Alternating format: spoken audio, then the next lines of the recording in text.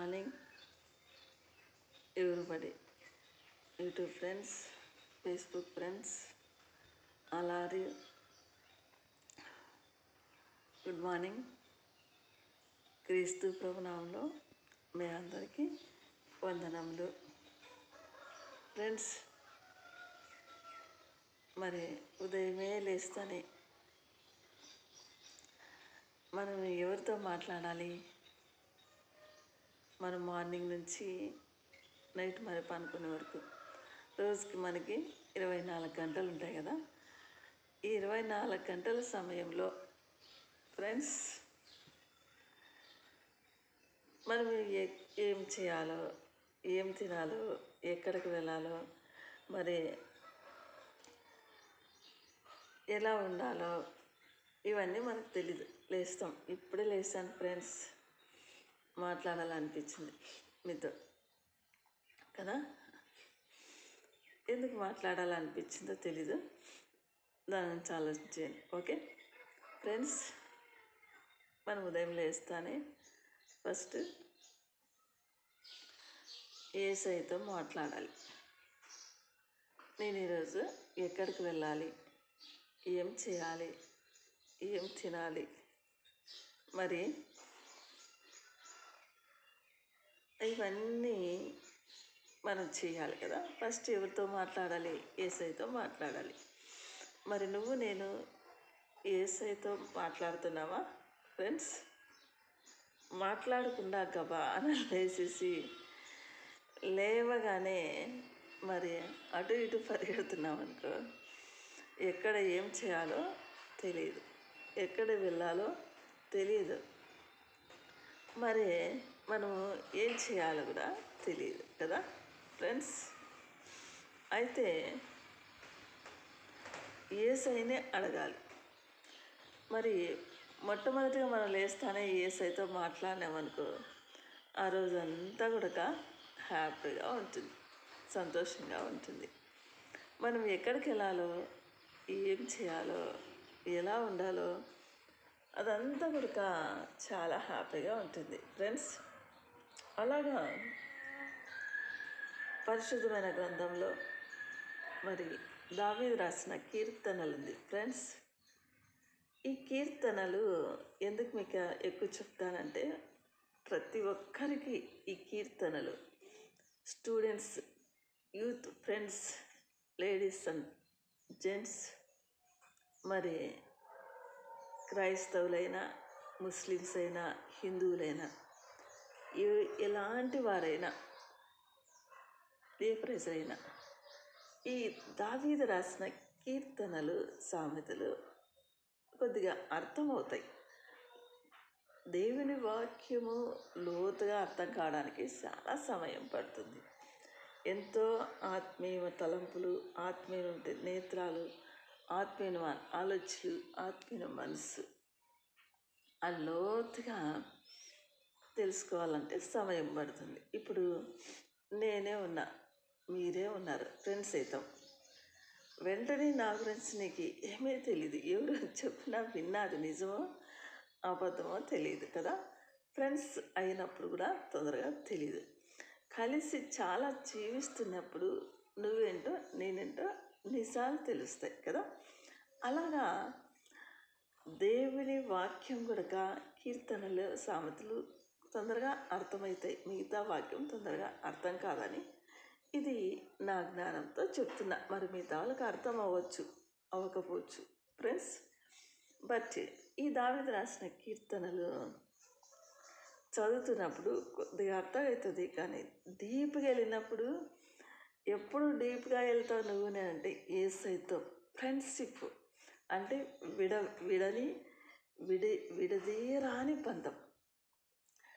ఈ విడదీరాని బంధము యేసయ్యతో నాతో, యేసయ్యతో నీకు నాకు ఉందనుకో, అలాంటి ఫ్రెండ్షిప్తో మనం కలిసి ఉన్నామనుకో, అప్పుడు ఆ వాక్యము లోతుగా మనం తెలుసుకోగలుగుతాం, యేసయ్యని లోతుగా తెలుసుకోగలుగుతాం. ఇప్పుడు నాతో ఫ్రెండ్స్ అయ్యామనుకో, నేను నన్ను జస్ట్ చూస్తావు, కొన్ని విషయాలు చెప్తే నమ్ముతావు, నమ్మచ్చు, నమ్మకపోవచ్చు. కలిసి క్లోజ్ అంటే తెలుస్తూ కలిసి ఉంటున్నప్పుడు ఏమవుతుందంటే నిజాలు తెలుసుకొని ఫ్రెండ్షిప్ చేయగలుగుతాం. ఇప్పుడు యేసయ్య గురించి నాకు క్లోజ్ ఫ్రెండ్, డియర్ ఫ్రెండ్స్, విడదీయని బంధం ఫ్రెండ్ అని నేను చెప్పగలను. ఎందుకంటే నాకు మోస్ట్ ఫ్రెండ్, అన్నిటికంటే ఫ్రెండ్ ఆయనే. నేను తెలుసుకున్నానని చెప్పగలుగుతున్నా. మరి మీరు ఎలా ఉన్నారు ఫ్రెండ్స్? ఇలాగే నా అలాగే ఉండాలని నీకు కోరుకుంటున్నా. మరి యేసయ్యతో అలా ఎప్పుడు చెప్పగలుగుతాము? ఎలాంటి పరిస్థితి వచ్చినా యేసయ్య గుడ్ ఫ్రెండ్ నాకని నేను చెప్తా, బెస్ట్ ఫ్రెండ్ అని చెప్తా, ప్రాణప్రియుడు అని చెప్తా. అంటే ఎప్పుడు నమ్మకం వస్తుందో తెలుసుకోగలుగుతాము, అప్పుడు బెస్ట్ అని చెప్పగలుగుతాం. సో అలాగే యేసయ్యతో మాట్లాడాలి. నిద్రలేసాక కాఫీ టీ ఏం తాలేదు. ఓకే ఫ్రెండ్స్, మరి మీరు లేసి కాఫీ టీలు టిఫిన్ ఈరోజు సండే కదా, మరి అటు ఇటు తిరుగుతున్నారు కదా, వద్దు, ఫస్ట్ యేసయ్యతో మాట్లాడదాం. ఫ్రెండ్స్, యేసయ్యతో దావీదు మహారాజు ఒక రాజు అండి. ఆయన ఎప్పుడు లేస్తానే ఏం చేస్తాడంటే, లేవగానే ఏం చేస్తాడు ఆయన అంటే యేసయ్యతో మాట్లాడుతూ ఉండే వ్యక్తి. ఎవరంటే దావీదు మహారాజు. దావీదు రాసిన కీర్తనలు 5:3 ఏమంటారంటే, నేను లేవగానే ఏమంట, నా స్వరం నీకు వినిపిస్తున్నాను, నా కంఠస్వరం నీకు వినిపిస్తున్నాను, నా మనవిని నీకు వినిపిస్తున్నాను అంటే నేను నీతో మాట్లాడుతున్నాను అని చెప్పేసి మాట్లాడుతున్నాడు కదా. మరి నేను మాట్లాడుతున్నావా? అందుకే అలా మాట్లాడుతున్నప్పుడు యేసయ్యకి చాలా ఇష్టం. మరి తర్వాత మాట్లాడిన తర్వాత అక్కడ ఉదయమే లేచి నా సన్నిధిని నీకు వినిపిస్తున్నాను, నా కంఠస్వరాన్ని నీకు వినిపిస్తున్నానని చెప్పేసి మరి దావీదు మహారాజు మాట్లాడుతున్నాడు. మరి ఫ్రెండ్స్, నేను కూడా మరి ఉదయమే లేచి మన మనసు మనకేమి కావాలో నీకు నాకు, మన అవసరాలు ఏమున్నాయో తెలియదు కదా మనకి, అవన్నీ యేసయ్యతో చెప్పుకొని మాట్లాడుకొని మనం వెళ్ళాలనుకుంటాం. అప్పుడు ఆయన వెళ్ళమంటే వెళ్దాం, వద్దని అనుకో ఉందాం. అలా వెళ్తున్నప్పుడు మనకి క్షేమంగా ఉంటాం. ఫ్రెండ్షిప్ ఎలా ఉండాలి అంటే, ఫ్రెండ్షిప్కి అర్థం ఏంటో తెలుసా? ఒక చిన్న పాట పాడి మరి చెప్తాను దాని అర్థం. యేసయ్యతో నీకు నాకు ఫ్రెండ్షిప్ అలాగే ఉండాలి, మనకి నమ్మకమైన ఫ్రెండ్షిప్ కూడా అలాగే ఉండాలి. నీ సన్నిధి నాలో, నీ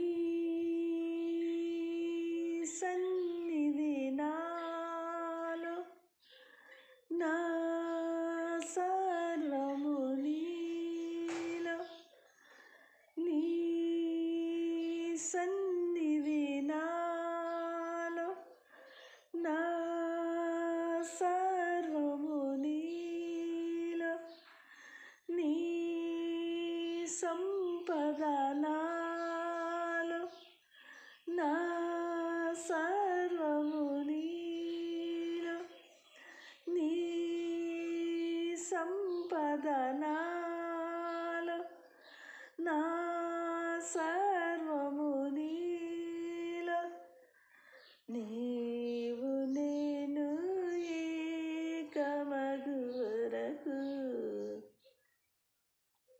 నన్ను విడువా నంటివో దేవా, నీవు నేను ఏకమగు వరకు నన్ను విడువా నంటివో దేవా, నీవు నేను ఏకమగు వరకు నన్ను విడువా నంటివో దేవా.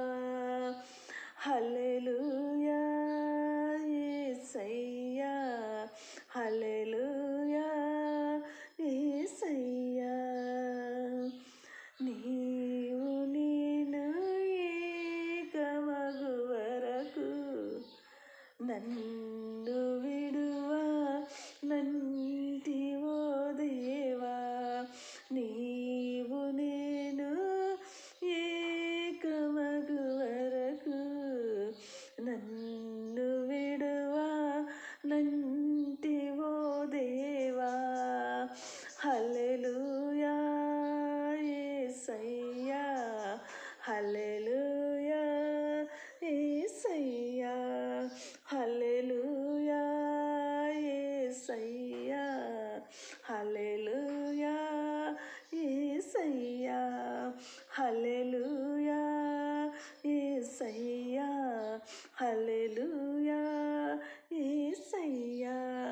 ఫ్రెండ్స్ ఫ్రెండ్షిప్ ఇలాంటిది ఫ్రెండ్షిప్. ఇలాంటి ఫ్రెండ్షిప్ నీకు నాకు కావాలి అంటే మనుషులతో అయినా సరే, దేవునితో అయినా సరే, యేసయ్య గురించి తెలిసినప్పుడు ఫ్రెండ్షిప్ ఇలా ఉంటుంది. అందుకే దావీదు మహారాజుకి యేసయ్యకి అలాంటి ఫ్రెండ్షిప్ ఉందండి. మరి నీకు నాకు ఎలాంటి ఫ్రెండ్షిప్ ఉందో మరి మనం తెలుసుకుందామా? ప్రతిరోజు యేసయ్యతో మాట్లాడినప్పుడు దావీదు మహారాజు హృదయ సానుడు అని యేసయ్య అన్నాడు కదా. మరి నిన్ను నన్ను అలా అలా అనాలి అన్నప్పుడు మనం యేసయ్యతో ఫ్రెండ్షిప్ చేస్తున్నప్పుడు మనం కూడా నువ్వు నేను అలాగే ఉంటాం. ఫ్రెండ్స్ ఖచ్చితంగా మరి ఫ్రెండ్షిప్ చేయాలి. ఇలాంటి ఫ్రెండ్షిప్ చేసినప్పుడు ఇలాంటి స్నేహం ఉంటుంది. విడదీయడాని బంధం ఒక్కరుగానే అయిపోతారు. ఫ్రెండ్స్ మరి ప్రతిరోజు మాట్లాడతారు కదా యేసయ్యతో. మరి అలాంటి ఫ్రెండ్షిప్ నీకు నాకు కావాలి. మనం అలా ఉంటున్నప్పుడు హ్యాపీగా ఉంటాం. ఓకే, మరి చిన్న వీటిగా లేసాను ఇప్పుడు. Good morning once again. వింటున్న వాళ్ళందరికీ thank you watching for this video to all and god bless you.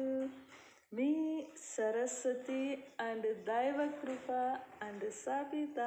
Bye bye. God bless you. God bless you.